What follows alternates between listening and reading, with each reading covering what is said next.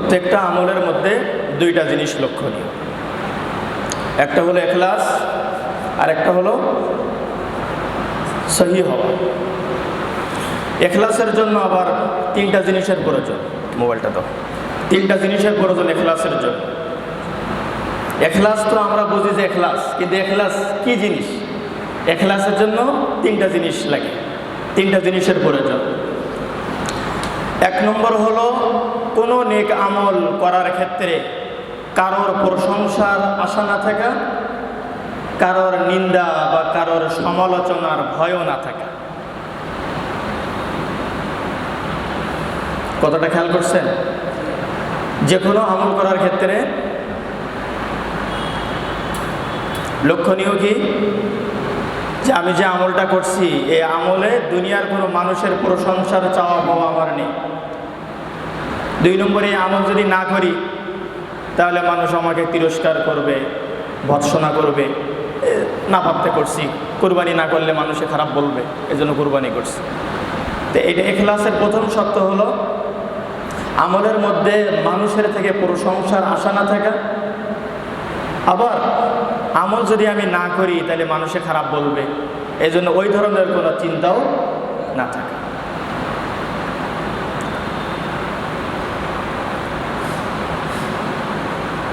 আরেকটা জিনিস হলো যে আখিরাতের উদ্দেশ্য করা, দুনিয়ার উদ্দেশ্য না করা। আমলটা কোন উদ্দেশ্যে করা? আখিরাতের উদ্দেশ্যেই করা, দুনিয়ার কোনো উদ্দেশ্যে না করা। এই তিনটা জিনিস ইখলাসের জন্য জরুরি। আর সহি হওয়ার জন্য প্রত্যেকটা আমলের জন্য যে মাসালাগুলো আছে এই মাসালাগুলো জানা জরুরি। তো যেহেতু মাগরিবের পর থেকে নিয়ে সময় অল্প, অল্প সময়ের মধ্যে আমরা কিছু গুরুত্বপূর্ণ মাসালা আপনাদের সামনে আলোচনা করব ইনশাআল্লাহুল আজিজ। সর্বপ্রথম যে মাসালাটি আমি আপনাদের সামনে তুলে ধরছি সেটা হলো জবাইয়ের পদ্ধতি কি। জবাইয়ের পদ্ধতি এটা আমাদের জানতে হবে সুন্নাত তরিকা। তো এক নম্বর বিষয় হলো যে যখন আমরা কুরবানির জন্তুকে শোয়াবো, কুরবানির জন্তুকে জবাইয়ের জন্য আমরা তৈরি করব, তখন কুরবানির পশুটাকে দক্ষিণ দিকে মুখ করে, উত্তরে নিতম্ব থাকবে, দক্ষিণে মুখ থাকবে, এইভাবে পশুটাকে আগে দাঁড় করানো। এবার পশুটাকে বাম কাতে শোয়ান, বাম কাতে শোয়ান, মানে ওই পূর্ব দিকের যে তার চোয়াল আছে, পিঠ আছে, পাঁজর আছে, পাঁজরের ওপরে শোয়ান। তাহলে যখন সে বাম কাতে শুইবে তখন অটোমেটিক তার পাগুলো কেবলামুখী হয়ে যাবে। যখন সে বাম কাতে শুইবে তখন তার পাগুলো কেবলামুখী হয়ে যাবে। এটাকে বলে কেবলামুখী হওয়া। তো প্রথমত হলো কুরবানির পশুকে কেবলামুখী করা। কেবলামুখী করার পদ্ধতি এইটা, কারণ গরুর পা সে তো শরিয়াতের মুকাল্লাফ না যে পশ্চিম দিকে পা দিলে তার গুনাহ হবে, এই বিষয়টা গরুর চলবে না। এই বিষয়টা গরুর চলে, কারণ গরু তো শরিয়াতের মুকাল্লাফ না। কারণ আল্লাহ তাআলা তার বডিটাকে নিয়ন্ত্রণ করার জন্য পা দিয়েছে। তো এখন তাকে শোয়াতে গেলে, কেবলামুখী করতে গেলে তাকে আপদামস্তক, তাকে কেবলামুখী করতে হবে। তাহলে সে যখন পিঠটা পূর্ব দিকে দেবে তাহলে তার মুখ থেকে শুরু করে তার সিনাটা, তার পা, অঙ্গ প্রত্যঙ্গ সব কেবলামুখী হয়ে গেছে। নামাজি যেরকম নামাজে দাঁড়ায় পিঠটা কোন দিকে দেয় ভাই? পূর্ব দিকে দেয়। আর তার চেহারা থেকে শুরু করে সামনের অংশ কেবলার দিকে দেয়। তো গরু কেবলামুখী হওয়ার সুরত হবে এইটা। এখন যদি বলেন হুজুর গরুকে আমরা এইভাবে করে দেই, পশ্চিমে মাথা দেই আর পূর্ব দিকে নিতম্ব দেই, তাহলে ওরে যখন আমি শোয়াবো তাহলে তো জবাই করার সময় ওর মাথাটা কোন দিকে হয়ে যাবে? ওর এই গলাটা হয়ে যাবে এই দিকে, অথবা এই দিকে হবে। আর জবাইকারী এই দিকে দাঁড়াবে অথবা এই দিকে দাঁড়াবে। তাহলে কোনো অবস্থাতেই উত্তর দিকে দাঁড়ালে, দক্ষিণ দিকে দাঁড়ালে জবাইয়ের সুন্নত আদায় হবে না। জবাইয়ের সুন্নত আদায় হতে গেলে গরুকে দক্ষিণ দিকে মুখ করে দাঁড় করাইতে হবে, বাম কাতের উপরে শোয়াই দিতে হবে। তাহলে স্বাভাবিকভাবেই সে কেবলামুখী হয়ে যাবে। তার চেহারা, তার গর্দান, পা, সিনা কেবলামুখী হয়ে যাবে। জবাই দাতা, জবাইকারী ছুরি নিয়ে সে তার গলায় অর্থাৎ তার বডিটাকে জবাইকারীর ডান দিকে রেখে ডান হাতে ছুরি নিয়ে দাঁড়াবে। ডান হাতে ছুরি নিয়ে দাঁড়ালে সেও কি হয়ে যাবে? কেবলামুখী হয়ে যাবে। এখন কেবলামুখী যখন করবে, মানুষে যখন ধরবে, জবাই প্রস্তুত করবে, এই সময় একটা দোয়া আছে। এই দোয়াটা কি? আমরা সকলে ওই জায়নামাজের দোয়া বলি। আসলে জায়নামাজের কোনো দোয়া নেই, ওই দোয়াটা এখানে পড়তে হয়। সকলে একটু পড়েন। ইন্নী ওয়াজ্জাহতু ওয়াজহিয়া লিল্লাযী ফাতারাস সামাওয়াতি ওয়াল আরদা হানিফান ওয়া মা আনা মিনাল মুশরিকিন লা শারীকা লাহু ওয়া বিযালিকা উমিরতু ওয়া আনা আউওয়ালুল মুসলিমিন। এই সময়তে থাকবে, এই দোয়া পড়া মুস্তাহাব, এই দোয়া করতে থাকবে। এবার জবাইটা সহি হওয়ার জন্য তিনটা জিনিস লাগবে। কয়টা জিনিস লাগবে? যে কোনো কুরবানির পশু জবাইয়ের জন্য তিনটা জিনিস জরুরি। এক নম্বর জরুরি হলো জবেহকারী মুসলমান হতে হবে। কি হতে হবে বলেন ভাই? জবাইকারী মুসলমান হতে হবে। এখন মনে করেন যে একজন সরকারি কর্মকর্তা, উনি মুসলমান না, বলছে যে ভাই আপনার গরুটা আমি জবাই করে দিই। আপনি বললেন যে স্যার আসছে, সরকারি মানুষ, আবার জবাই করতে না দিলে ঝামেলা হয় কিনা, দেই ওনারা জবাই করতে।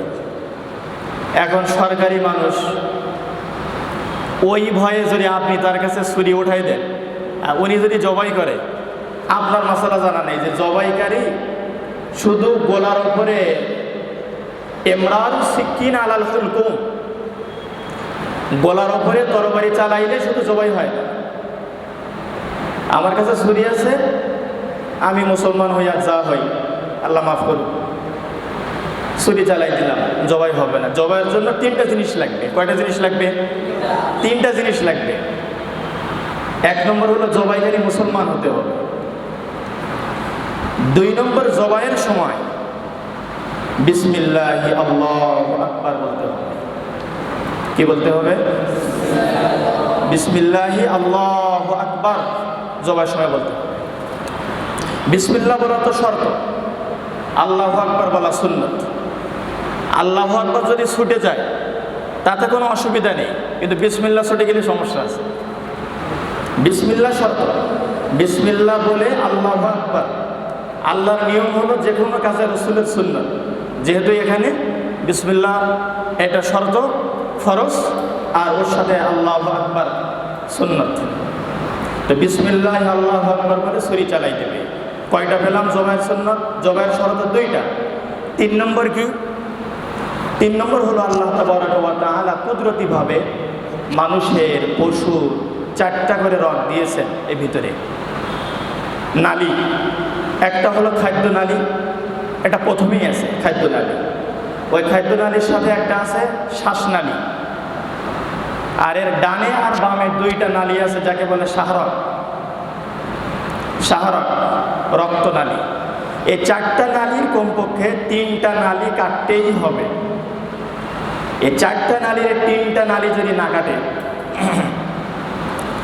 দুইটা নালী কেটেছে, একটা নালী কাটা হয়নি, তাহলে ওই পশু সম্পূর্ণই হারাম হয়ে যাবে। এই গোশত ভক্ষণ করা প্রত্যেক কুরবানি দাতার উপরে, প্রত্যেক ব্যক্তির উপরে এই জন্তুটা হারাম হয়ে যাবে। এই জন্য খুব বিচক্ষণতার সাথে, খুব দেখে শুনে তিনটা রগ কমপক্ষে কাটতে হবে। চারটা কাটতে পারলে খুবই ভালো, তিনটা রগ কমপক্ষে কাটতে হবে। জবাইয়ের ক্ষেত্রে তো জবাই হয়ে গেল, আল্লাহর মেহেরবানি।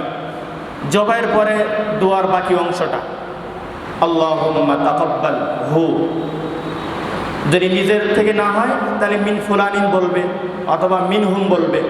আল্লাহুম্মা তাকাব্বাল মিন উমুক উমুক উমুক বাংলাতে বলবো, কামা তাকাব্বালতা মিন হাবিবিকা ওয়া খলিলিকা ইব্রাহিম আলাইহিস সালাতু ওয়াস সালাম। বাস, কুরবানি সম্পূর্ণ হয়ে গেছে। এখানে আরেকটি বিষয় হলো যে অনেক সময় জবাই একটু কোনো কাজ হয়তো বাকি থাকতে পারে, তো পাশের জাননেওয়ালা উনি হয়তো কোনো ইমাম সাহেবকে বা কোনো আলেমকে সহযোগিতা করার জন্য ছুরিটা হাতে নিয়েছে। নেওয়ার পরে উনি কুরবানির গরুর গলার উপরে আর একটু কাজ করে ছুরি চালাই দিলেন। কিন্তু এখানে লক্ষণীয় বিষয় হলো, যদি কুরবানির জবাইকারীর সাথে এক বা একাধিক ব্যক্তি যদি সাহায্যকারী হয়, ছুরিতে যদি হাত লাগায়, গলায় যদি ছুরি চালায়, অবশ্যই তাকেও বিসমিল্লাহি বলতে হবে।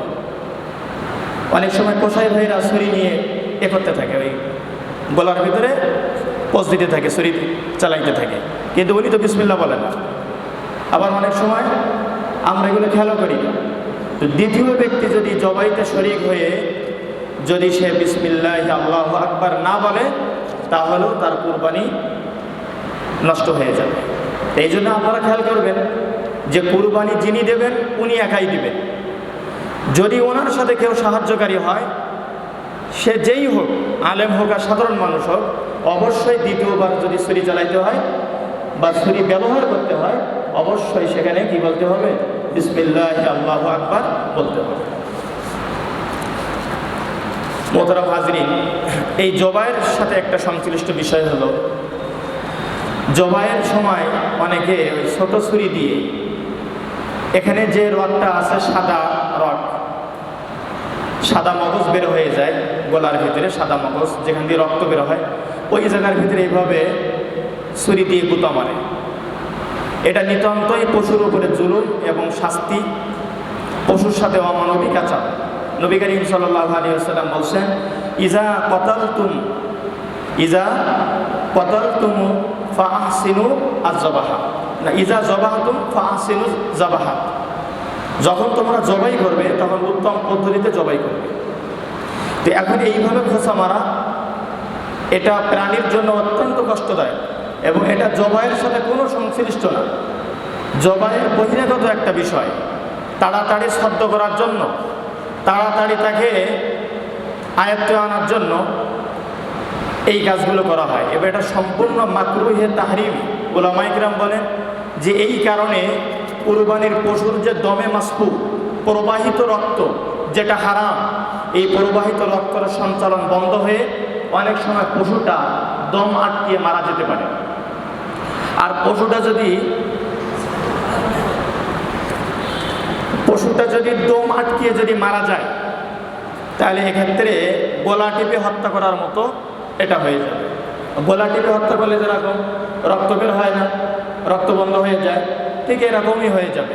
এই জন্য এইটা উলামায়ে কেরাম খুব সতর্ক করেছেন যে এটা তো এক তো পশুর উপরে জুলুম, পশুকে নিতান্তই শাস্তি আর কষ্ট দেওয়া হয় এটার দ্বারা, এটা তো মাকরুহে তাহরিমি। আর এটা দ্বারা রক্ত সঞ্চালন বন্ধ হয়ে দমে মাসফু ভিতরে এটা থেকে যেয়ে পশুটা আত্মহত্যার মতো হয়ে যেতে পারে।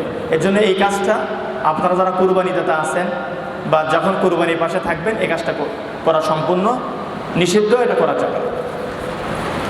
এ সম্পর্কে আরেকটি জরুরি মশলা হলো যে কুরবানির হওয়ার পরে চামড়া কখন খসানো হবে? চামড়া খসানো হবে কখন? সাথে সাথে বলে কুরবানির সাথে সাথে, কুরবানির পশু ছদ্ম হওয়ার আগে, ঠান্ডা বা নিস্তেজ হওয়ার আগে কুরবানির পশুর কোনো অঙ্গ কেটে নেওয়া, পা কাটা, মাথা কাটা বা তার চামড়ার খসানোর কাজ শুরু করা, এটাও সম্পূর্ণ নির্দয়তা, এটাও সম্পূর্ণ জুলুম, এটা সম্পূর্ণ কুরবানির পশুর সাথে যে সদাচার করা, কুরবানির পশুকে যে মহব্বত করা, কুরবানির পশুকে যে স্নেহ আর ভালোবাসা করা, এটা সম্পূর্ণের পরিপন্থী। এইটা যদি কোনো ব্যক্তি করে, তাহলে একইভাবে সে মাকরুহে তাহরিমির কাজ করবে। এইগুলো আমাদের সমাজের প্রত্যেকটা বাড়িতে অহরহ এটা হয়। কুরবানি দাতারাও খেয়াল করে না, আর উলামায়ে কিরাম বললেও এটাকে আমলে নেওয়ার চেষ্টা করে না। কারণ কি? আমাদের কসাই ভাইদের অনেক জায়গায় চুক্তি থাকে যে তোমার 10টা গরুর দায়িত্ব আমার। এখন জবাইয়ের পরপরই ওরা তাড়াতাড়ি এইটা চামড়ার খসানোর কাজ সম্পূর্ণ করে আরেক জায়গায় দ্রুত যাওয়ার জন্য চেষ্টা করে। এই কাজগুলো করার জন্য এটা করা হয়। মোহতারাম হাজরিন, এই বিষয়টা আমরা খেয়াল রাখি। আমি বলছিলাম যে আমলটা কবুল হওয়ার জন্য কয়টা শর্ত? 2টা। একটা হলো আমলটা ইখলাসওয়ালা হওয়া, 2 নম্বর মাসালা অনুযায়ী হওয়া। আমরা জবাই